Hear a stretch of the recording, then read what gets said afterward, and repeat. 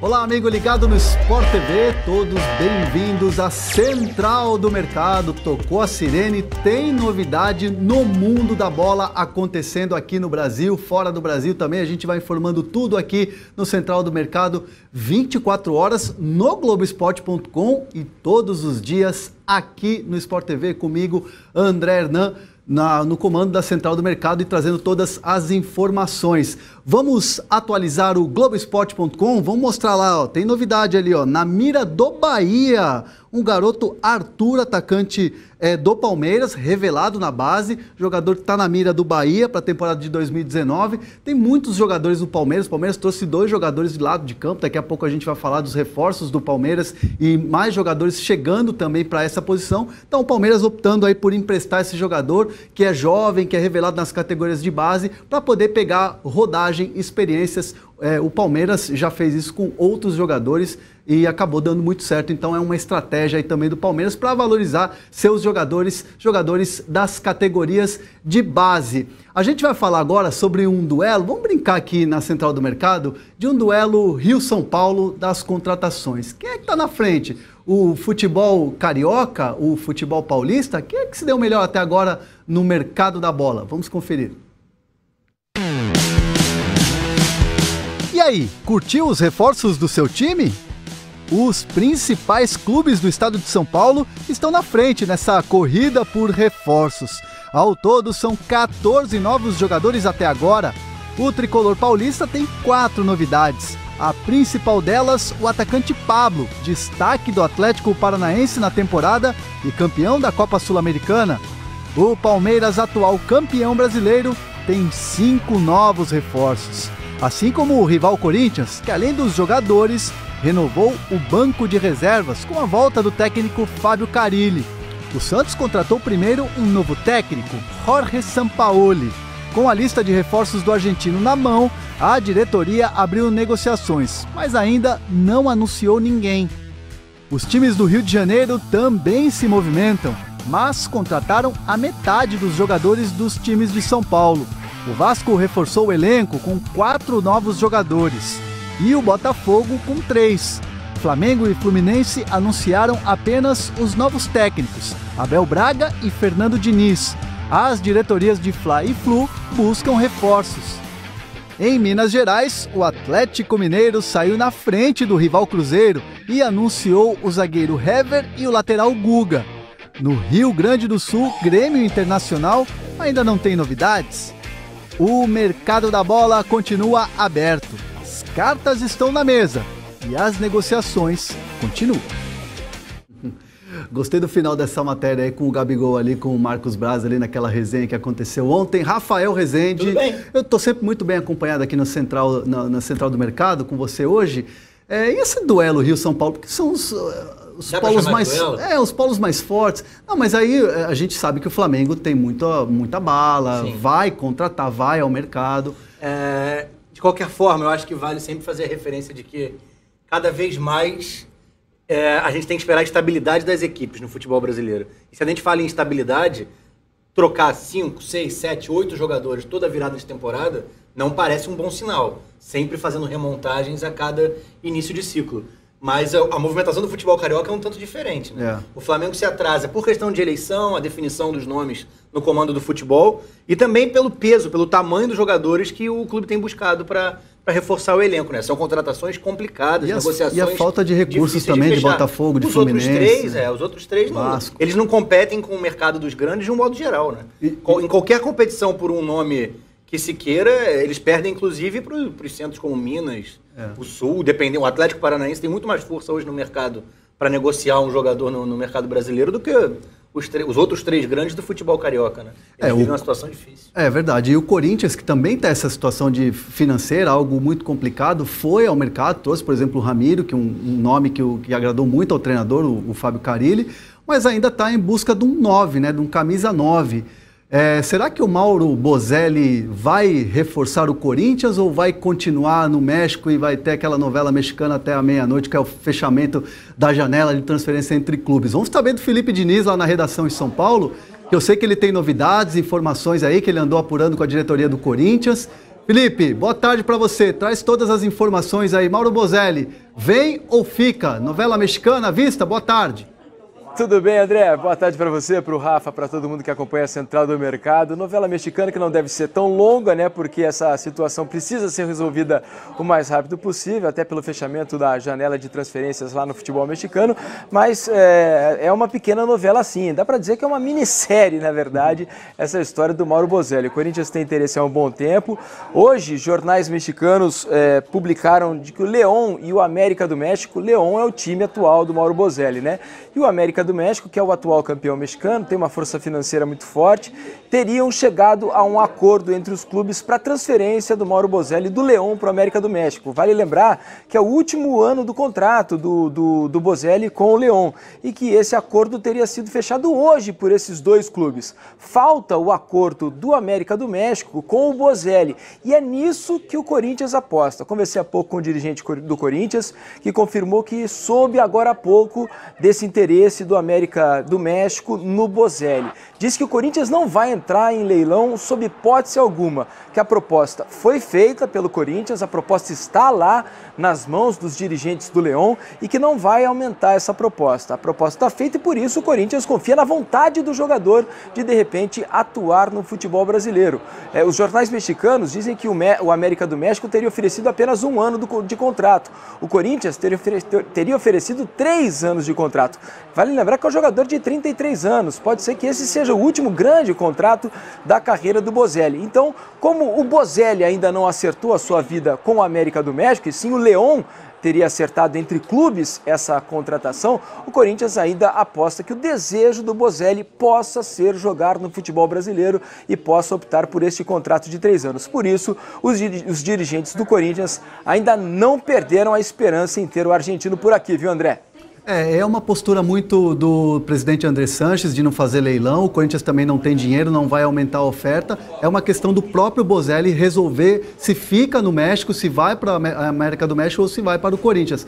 Agora, mudando de clube, falando do rival do Corinthians, o Palmeiras, o Eric tinha a possibilidade do Botafogo, um sonho remoto de permanência. O Palmeiras também queria fazer dinheiro com um jogador que fez uma ótima temporada pelo Fogão, mas ele vai continuar no Palmeiras, né, Felipe? É isso, foi uma boa temporada para o Eric, né? Saiu por empréstimo, não fez muitos jogos, é verdade, foram 17 jogos só pelo Botafogo, mas o suficiente para mostrar um bom futebol, marcou 5 gols, deu 4 assistências nesse período, deixou o torcedor do Botafogo empolgado com o futebol dele. O Botafogo gostaria da permanência do Eric no Botafogo, né, um reempréstimo do Palmeiras ao Botafogo para 2019, mas não vai acontecer. O Palmeiras está trazendo jogadores para reforçar o elenco e também jogadores que estavam emprestados e tiveram um bom rendimento nos seus clubes. Caso não só do Eric, por exemplo, mas também do próprio Rafael Veiga, que fez um ótimo 2018 pelo Atlético Paranaense. Então o Eric vai ter oportunidades no Palmeiras, vai integrar o elenco profissional em 2019, vai fazer toda a pré-temporada, quem sabe ter mais oportunidades. Vale lembrar o seguinte, né, André? O Palmeiras contratou jogadores para essa posição, é verdade, o Carlos Eduardo, né, aquele jogador do Goiás, estava lá no Pirâmides do Egito, contratou também o Felipe Pires, né, e tem ainda a ausência do William Bigode, que é um jogador que ora atua mais centralizado como centroavante, mas muitas vezes atuou como jogador de beirada do campo, e o Eric pode ocupar exatamente essa posição, seria mais uma opção. E uma outra coisa que não dá pra gente negar, por mais que o torcedor do Palmeiras não acredite, não queira que aconteça, pode ser que o Dudu deixe o Palmeiras. O Palmeiras diz que não tem nenhuma oferta ainda pelo Dudu, mas como melhor jogador do Campeonato Brasileiro, um cara que recentemente teve proposta do futebol chinês, né? No meio da temporada o Palmeiras recebeu uma ótima proposta pelo Dudu, preferiu segurar o jogador e conseguiu, com a força financeira que o Palmeiras tem hoje, segurar o Dudu até o final de 2018. Pode ser que chegue mais uma oferta e dessa vez a oferta seja irrecusável. Então há essa possibilidade de, além de ter perdido o William temporariamente, né, por causa de uma lesão longa de 6 meses de recuperação, perder mais um jogador de beirado, um jogador importantíssimo, que é o Dudu. Então, por isso, até também o Eric vai permanecer aí para 2019, vai tentar buscar o seu espaço. Até porque o Dudu também está com um empresário agora que tem muito trânsito na Europa, né? Inclusive foi o empresário que foi o responsável pela operação do Neymar, quando o Neymar saiu do Santos e foi para o Barcelona. Antes de pedir aqui a opinião do Rafa e para agradecer e encerrar a tua participação aqui, Felipe, eu queria que você falasse do São Paulo, porque também está agitado, né? Possibilidade de saída do Rodrigo Caio, o Hernanes chegando. Conta mais um pouco aí desse dia agitado aí no mercado do São Paulo também. É aquele negócio assim, né? Agitado pelo não mútil, porque a notícia é antiga, né? A gente já vem falando sobre o Rodrigo Caio já há vários dias. É um jogador que perdeu espaço, se contundiu, é verdade, mas perdeu espaço em 2018 no São Paulo. Um jogador que sempre teve muito mercado. O São Paulo chegou a recusar ótimas propostas pelo Rodrigo Caio, mas fato é que depois essas propostas foram se rareando. A ideia do Rodrigo Caio, ele nunca escondeu de ninguém, é jogar no futebol do exterior, mas o Santos, com um novo treinador, o Sampaoli, um técnico que gosta de um futebol de bola no chão, zagueiros que consigam começar a construção do jogo, né, como se diz no mundo mais moderno do futebol. E o Rodrigo Caio é uma opção, o Sampaoli gostaria de ter o Rodrigo Caio. O Rodrigo Caio é um jogador que tenta ainda jogar no futebol do exterior.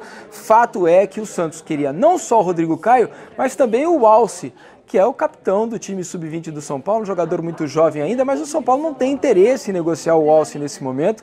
Ele é um jogador que é promissor, dirigentes enxergam isso nesse jogador, tem passagens pela seleção brasileira sub-20 também, então teria o interesse do Santos em contratar esses dois jogadores. Mas me parece, nesse momento atual, uma negociação um pouco difícil, até pela vontade, acho que até do São Paulo, é uma vontade do Rodrigo Caio, mas também do São Paulo, de tentar fazer mais dinheiro com ele e vender para o exterior, caso uma proposta apareça. Parece uma negociação um pouco mais complicada, mas de repente pode fluir aí a negociação e o Rodrigo Caio se transferir para Vila Belmiro. E a outra negociação, essa bem mais difícil, do Hernanes, né? Hernanes é um jogador que vira e mexe a desejo do São Paulino, está no eBay Fortune, ganha um bom dinheiro, não jogou muito também na temporada 2019, não foi tão aproveitado assim, e vale lembrar que é o último ano também de contrato do Hernanes lá na China. No meio do ano, o Hernanes pode assinar um contrato com qualquer clube sem ter de pagar nada ao eBay Fortune, ou seja, é a última oportunidade do clube chinês de fazer algum dinheiro com o Hernanes. De repente é nisso que se apoiam os dirigentes do São Paulo para tentar a contratação. Até agora há pouco, né, André, Rafa, amigos do Central do Mercado, quem acompanha o Hernanes nas redes sociais, né, eu acompanho, um cara muito ativo, um cara muito engraçado, ele postou uma mensagem um pouco enigmática num aeroporto dizendo que iria se ausentar das redes sociais aí por alguns dias, né? E não disse o motivo disso, não disse para onde ele iria, só disse que iria se ausentar. E aí muita gente já começou será que vem para o Brasil? Será que está chegando em São Paulo? Bababá. E o Petros, né, que foi companheiro do Hernanes do São Paulo, também foi lá e nos comentários disse o seguinte: revela aí logo o futuro, o torcedor do São Paulo está esperando, bababá. Então muito torcedor começou a se coçar, dizendo, será que o Hernanes está vindo mesmo para o São Paulo? Isso deu uma agitada, uma bombada geral nas redes sociais, e tem São Paulino mesmo acreditando que o Hernanes possa desembarcar no Morumbi em 2019. Seria para o São Paulo uma ótima contratação, mas alguns dirigentes do São Paulo enxergam essa possibilidade como remota. Seria espetacular, sem dúvida nenhuma. E como o Petros gosta de agitar também, né? O Petros adora agitar, você conhece muito bem ele, acompanhou ele aqui no Corinthians e no São Paulo, ele é um bom agitador. Felipe, obrigado pelas informações, você tem passagem livre aqui na Central do Mercado. Qualquer novidade, principalmente do Mauro Bozelli no Corinthians, você volta aqui na Central do Mercado para atualizar a gente, tá bom? Fechado, rapaziada. Valeu, bom trabalho para vocês aí.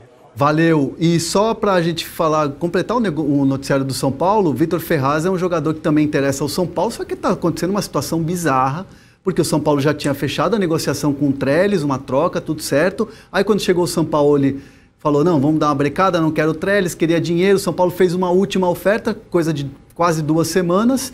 Só que, até agora, o presidente do São Paulo não respondeu às ligações da diretoria do São Paulo e do empresário do Vitor Ferraz, que também quer resolver a vida do jogador. Enquanto isso, o jogador de 31 anos, que pode fazer um último grande contrato na carreira, quer jogar a Libertadores, tem essa possibilidade, melhor dizendo, de jogar a Libertadores, fica amarrado à espera de algo que... Será que vai acontecer? Uma resposta do presidente Pérez?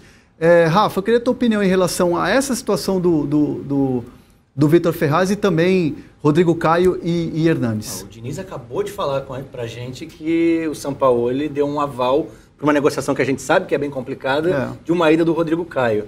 não é impossível pensar que o Santos, talvez, no momento em que se movimente com relação ao nome do Vitor Ferraz, para aceitar ou não uma proposta, tente de alguma maneira inserir um empréstimo do Rodrigo Caio, ou o que quer que seja, nessa negociação, né? Se ela está parada nesse momento, tanto o empresário do jogador como o próprio São Paulo estão sendo ignorados nesse momento, né? Que é a notícia que a gente tem em mãos, fatalmente o que foi acordado no primeiro momento não interessa mais ao Santos, né? E essa é a maior dificuldade das trocas de comando, né? A chegada de um treinador em cima do início da próxima temporada.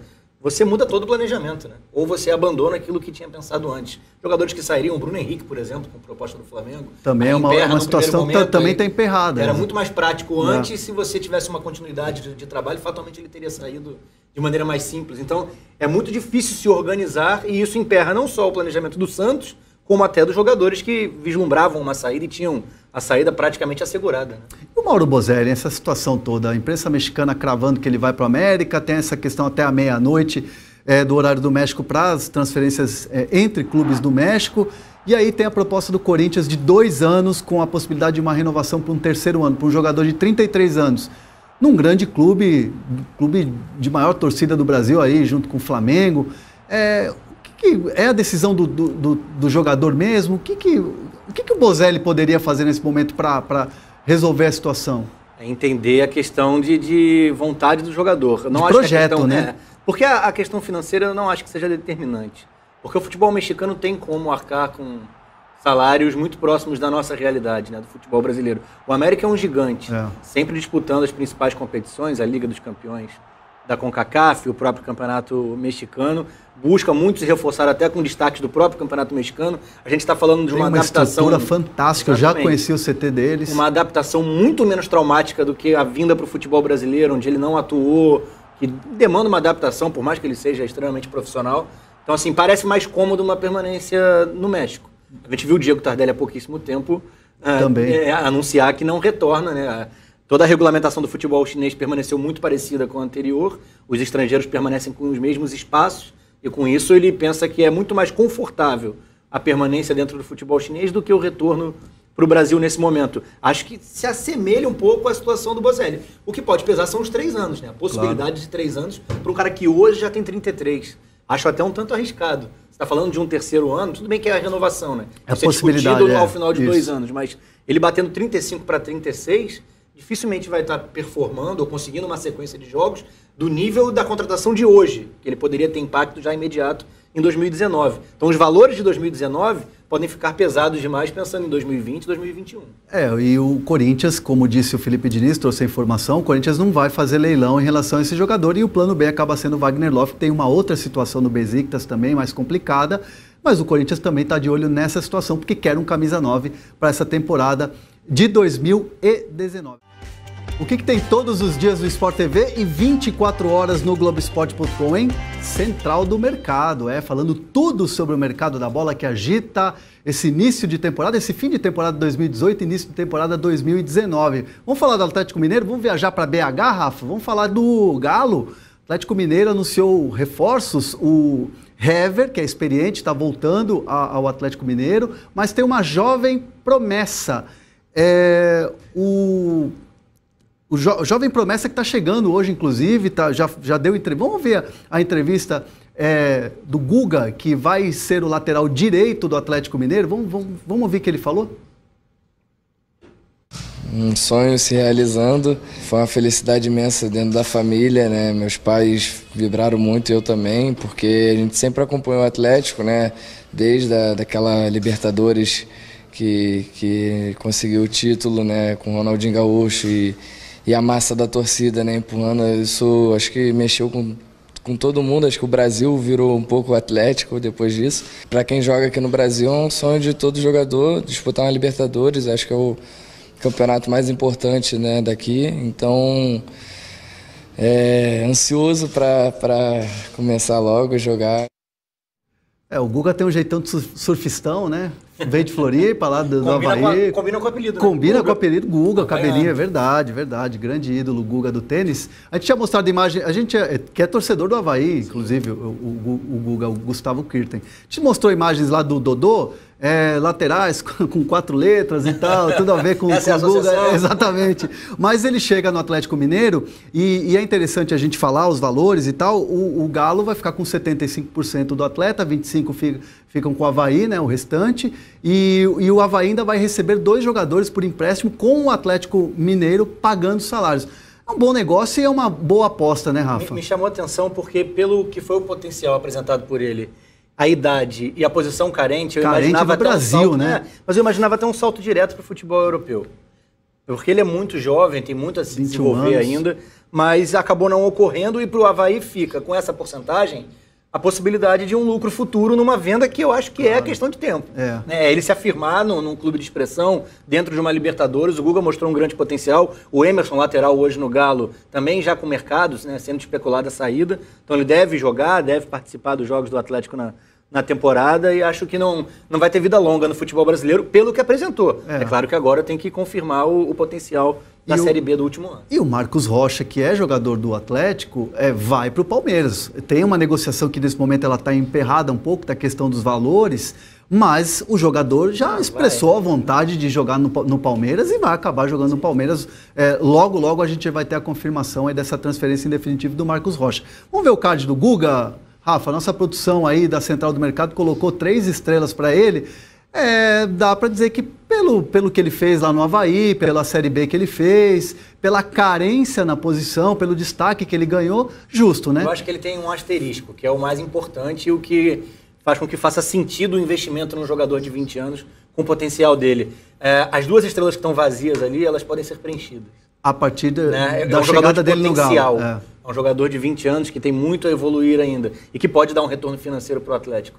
Então é o tipo de negociação que faz sentido, por mais que envolva valores que mesmo para a realidade brasileira são valores altos para uma promessa. Claro. Mas é um cara que pode dar esse retorno para o Atlético ali na frente.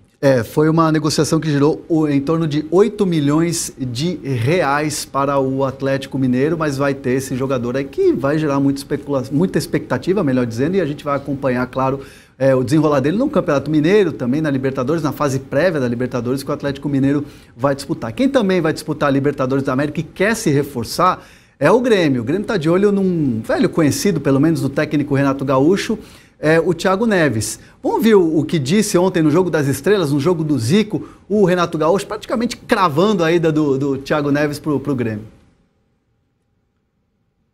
Tem o Thiago Neves. É um jogador que eu já trabalhei com ele. Eu conheci ele como jogador, como pessoa. É um jogador que eu tenho uma admiração muito grande. E tenho certeza que todo grande treinador, todo grande clube quer o Thiago Neves. Eu não poderia pensar diferente. Então o Thiago Neves está na lista e, para falar a verdade, está bem avançado. E eu espero contar com ele em 2019. Praticamente entre o Grêmio e o Thiago, pelo que eu sei, está tudo certo. Falta ele se acertar agora com o Cruzeiro. Mas eu acredito bastante que esse negócio vai dar certo. Renato Gaúcho é muito bom treinador, mas também é muito bom diretor de futebol, né? Se todo diretor de futebol fosse assim, essa nossa vida de apurador ia ser muito mais fácil, né? Já cravou praticamente. Mas eu acho que exatamente porque ele não exerce a função que ele tem essa liberdade, né, de se colocar. É uma grande contratação, indiscutivelmente, mas o Grêmio, entre os mortais do futebol brasileiro, excetuando Flamengo e Palmeiras, é quem vive a situação mais estável do ponto de vista financeiro. O desenvolvimento dessa parte administrativa é marcante, né, com o Romildo Bolzan, e a expectativa é de uma busca por um jogador de destaque, mas o Thiago Neves é extremamente caro, pensando nos padrões do futebol brasileiro como um todo, e do Grêmio, pela forma como a equipe vem se movimentando no mercado nos últimos anos. A gente não está falando só de salários, a gente está falando de uma liberação do jogador por parte do Cruzeiro. Sim. E esse é o maior peso. É uma oferta que o Grêmio apresentou um valor e o Cruzeiro bate o pé querendo um pouco mais, querendo aumentar o valor, que gira em torno de algo de 30 milhões. Aí todo mundo que especulou o Thiago Neves, aquela famosa frase, se assustou com os valores. Agora, o Renato também bateu o pé e falou, nada de Luan na parada. Exatamente. Não, mas envolveu o Luan e perdeu uma referência do Grêmio, não. E a torcida também chiou bastante, claro, né? A torcida do Grêmio, sem dúvida nenhuma. Agora, o Cruzeiro perdendo jogadores, e tem um outro jogador que está na mira do Flamengo, o Dedé. Já houve um contato entre Flamengo e Cruzeiro, conversas nesse sentido, mas a diretoria do Cruzeiro veio a público, né? O Itair Machado disse que ele não sai. Só que existe uma questão, né, Rafa, que na divisão do Dedé, a porcentagem do Cruzeiro é um pouco pequena, né? Então ele fica meio que na mão dos empresários, que tem ali a porcentagem maior, e a vontade do jogador, conta muito. A gente sabe que ele tem uma dívida de gratidão por tudo que aconteceu lá no Cruzeiro, as lesões e tal. Seria uma boa para o Dedé continuar no Cruzeiro, ou você vê de repente uma sobe de status indo para o Flamengo? Imaginando que essa relação Dedé e Cruzeiro nos últimos tempos, eu não consigo ver como ele se colocaria pensando que a transferência é fundamental. Eu acho que há um carinho, há um contato muito grande, e essa relação pode pesar para o lado da permanência dele, né? Acho um grande jogador, falando entre os brasileiros, o que tem o melhor rendimento na função, né, na posição. Voltou à seleção, no futebol brasileiro, e seria uma tacada de mestre do Flamengo. Quando eu falei do Grêmio aqui como um time que financeiramente está bem estruturado, a gente não pode falar o mesmo do Cruzeiro, que fechou ano passado no 0-0, porque mais uma vez bateu campeão da Copa do Brasil, né? É muito difícil trabalhar assim. Ou você fecha com o título de um torneio eliminatório no fim da temporada, ou fecha no vermelho. Não, você então, é negociável a questão a própria liberação do Thiago Neves tem relação com a parte financeira. Sobes também, né? Claro, assim, só que o Dedé é uma referência. E acho que ele não vai forçar a saída. O Dedé, a gente sabe que é muito grato, enfim, também a saída dele do Vasco para o Cruzeiro teve essa questão também toda de identificação, então, mas o Flamengo está de olho, apesar da negativa aí do Cruzeiro, o Flamengo continua investindo porque quer o Dedé, inclusive agrada muito a comissão técnica liderada aí pelo Abel Braga. Outro jogador que o Flamengo está de olho também, Gabigol. O Gabigol estava lá no Jogo das Estrelas ontem, claro, foi perguntado pela nossa reportagem, a gente apertou ele para ver essa questão da reunião com o Marcos Braz, o encontro informal, o cafezinho. Vamos ver o Gabigol. Já falei muito já aí sobre isso. Hoje eu tenho contrato com a Inter de Milão, sou jogador da Inter de Milão. Sou muito orgulhoso disso, é um grande time na Europa. Então eu prefiro respeitar isso e pode acontecer de tudo. Eu não gosto de me meter nessas coisas. Sou jogador da Inter de Milão, respeito isso. Dia 7 tenho que estar lá já. Então acho que essas coisas são mais com meus pais, com meus empresários. E eu prefiro curtir minhas férias. Mas tá quente, tá morno ou tá frio? Eu não sei, realmente eu não sei. O que eu estou fazendo mesmo é curtindo as minhas férias com meus amigos. Hoje meus pais estão aqui, a gente tem pouco tempo de ficar junto assim.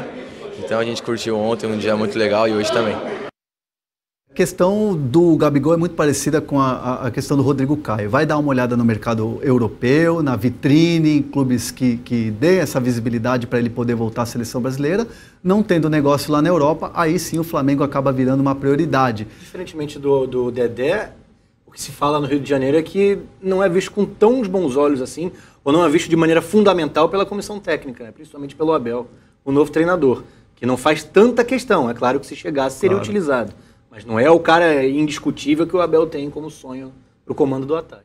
Estamos de volta e eu quero falar com você, torcedor. Você, torcedor, que já ficou iludido com aquela contratação, foi na rede social, escreveu, já ficou vislumbrando a camiseta com o nome do ídolo lá, chegando e de repente a negociação, pá, não deu certo. Melou. Baú da Central do Mercado vai relembrar casos curiosos de jogador que já estava quase fechado, faltava assinatura e aí de repente não deu certo. Dá só uma olhada.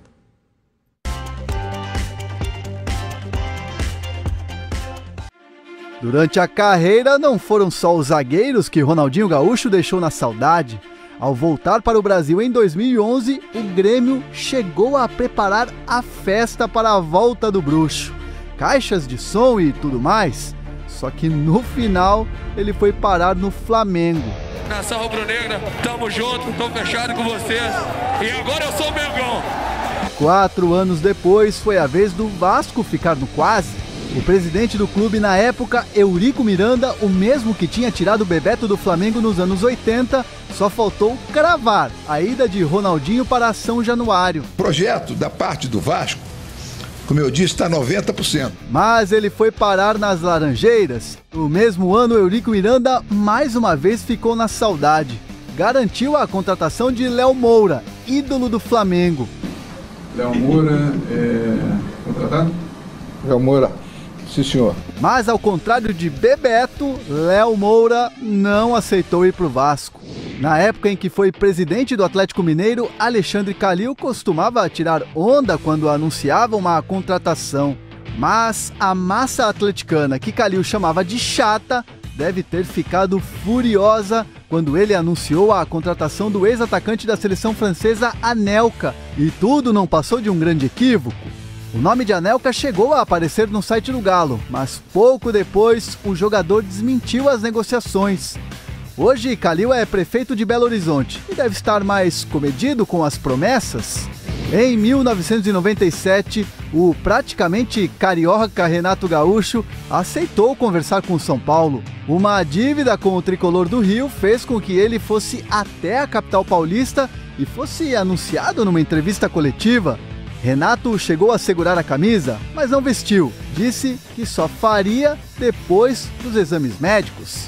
Propus esse tipo de fazer esse tipo de testes aí no São Paulo, até porque eu sei, tenho plena condição e plena certeza que estou totalmente recuperado. No fim das contas, Renato Gaúcho ficou no Rio e o São Paulo na saudade. Após a Copa do Mundo de 2010 e a demissão de Dunga, a CBF confirmou Muricy Ramalho como novo técnico. Teve encontro, conversa e até foto.